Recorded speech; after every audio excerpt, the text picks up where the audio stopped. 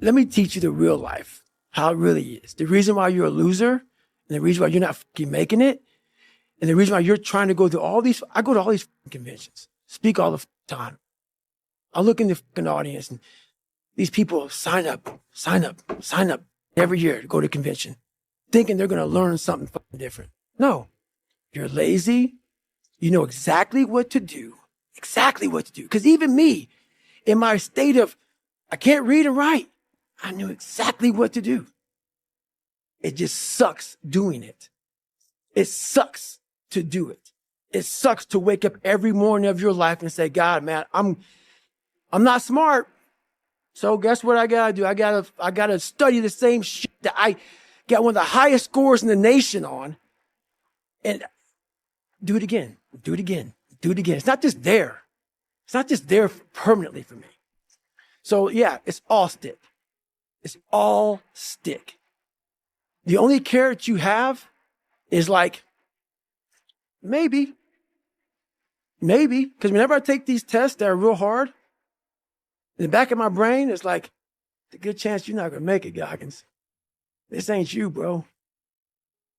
This ain't you. You weren't born like this. This ain't you. The real you, bro. Study all you want to, but the second that fuck computer comes on with 150 questions, this ain't you, man. And somehow, comes back, I passed. Passed again. But that real me back here every fucking time is saying, that ain't you, bro. That ain't you. And I have to outwork that voice. When I'm taking that test and I get to a question, I don't fucking know the answer.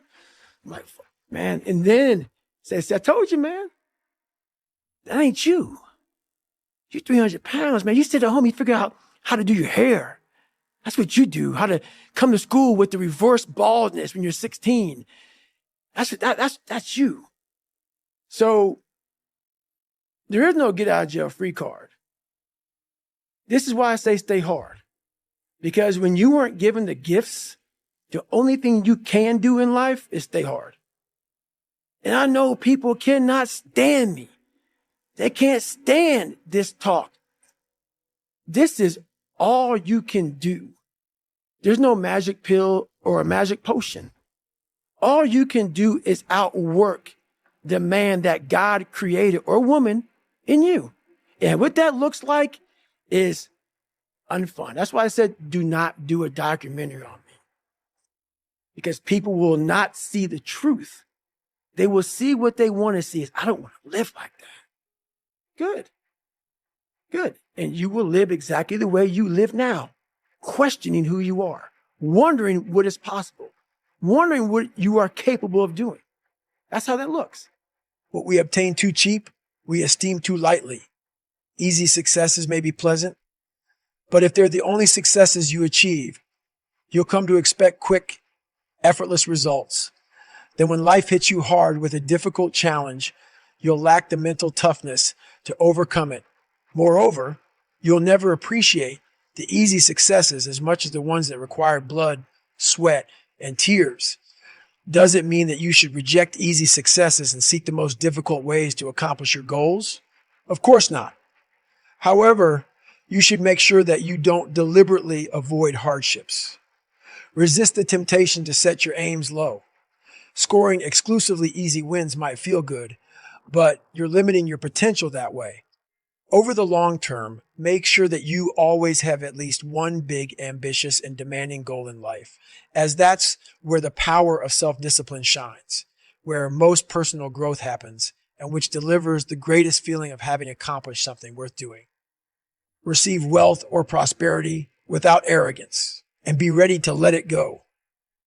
Never take self-discipline for granted or assume that if you can control your urges, you're now invincible. Humility plays an important role in helping you maintain self-control. An arrogant person will be more likely to unnecessarily test their willpower, which will eventually lead to their downfall.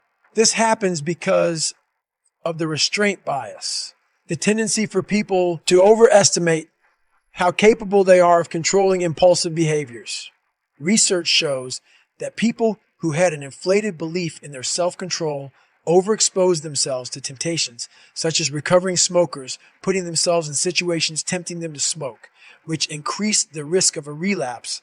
Assume that your self-discipline is like prosperity. It's possible that it will stay with you for a long time, but it's also possible that it will disappear. Consequently, you'll work harder to keep it in your life. If it does go away, when you make some mistakes, you'll accept it with more tranquility and be more likely to regain it quickly.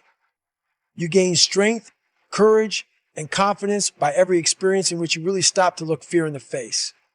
You are able to say to yourself, I lived through this horror. I can take the next thing that comes along. You must do the thing you think you cannot do. Self-discipline is a lot like dealing with fear. When you face temptations, look them straight in the eye and send them packing. The next time they appear in your life, you'll be able to say to yourself, I managed to overcome them once. I can handle them this time as well.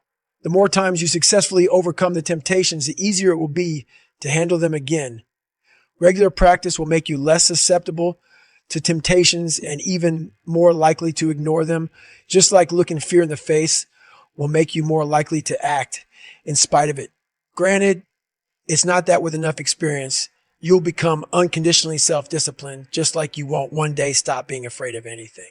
Just remember that each situation that tests your resolve is another experience from which you can draw inspiration to overcome future challenging circumstances when they occur. Never pick the easy road.